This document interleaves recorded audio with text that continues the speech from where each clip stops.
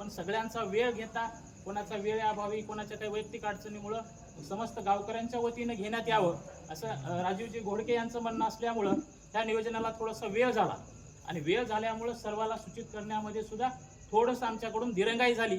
त्याच्यामुळे उपस्थित काही सदस्य या ठिकाणी नाहीत याची खंत ही मला वाटते आणि आम्हा सर्व गावकऱ्यांना सुद्धा वाटते. आता उपस्थित सर्वांचा समस्त गावकऱ्यांच्या वतीनं आपण छोटेखानी एक सन्मान करत आहोत.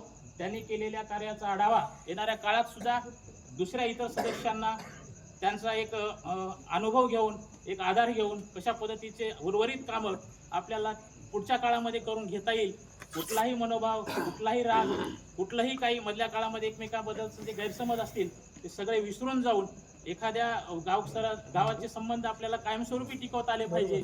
राजकारण एका मर्यादेपुरतं असते, ती मर्यादा सोडून आपण पुढे कसं कंटिन्यू आपल्याला सातत्यानं एकजुटीनं काम करून उर्वरित गावातील इतर काही प्रश्न असतील, कामं असतील किंवा काही इतर आपल्या शासकीय स्तरावरचे कामं असतील जे लोकप्रतिनिधी करू शकतो, त्या कार्यक्रमाला एक प्रेरणा मिळावी, चालना मिळावी आणि पुढील ग्रामपंचायतच्या येणाऱ्या पुढच्या इलेक्शनसाठी आपणा सर्वांना अशाच पद्धतीचं सहकार्य लाभावं याच भूमिकेतून आपण हा छोटाखानी एक सन्मानाचा आणि निरोपाचा कार्यक्रम सर्व गावकऱ्यांच्या वतीने या ठिकाणी आपण ठेवलेला आहोत.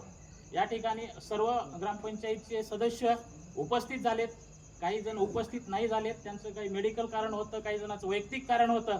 म्हणजे त्यांनी 5 वर्षात केलेल्या कार्याचा कुठंतरी आपल्याला आज लेखाजोखा व्यवस्थितरित्या मांडता आला असता, पण त्यांची अनुपस्थिती म्हणजे कुठंतरी ह्या गावकऱ्यांचा अनादर आहे असंच मला या ठिकाणी म्हणावं लागेल.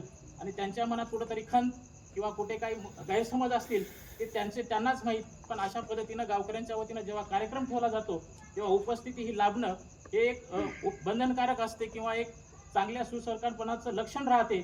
पण असो, त्यांची अनुपस्थिती आपल्यासाठी ती खंत राहणार आहे.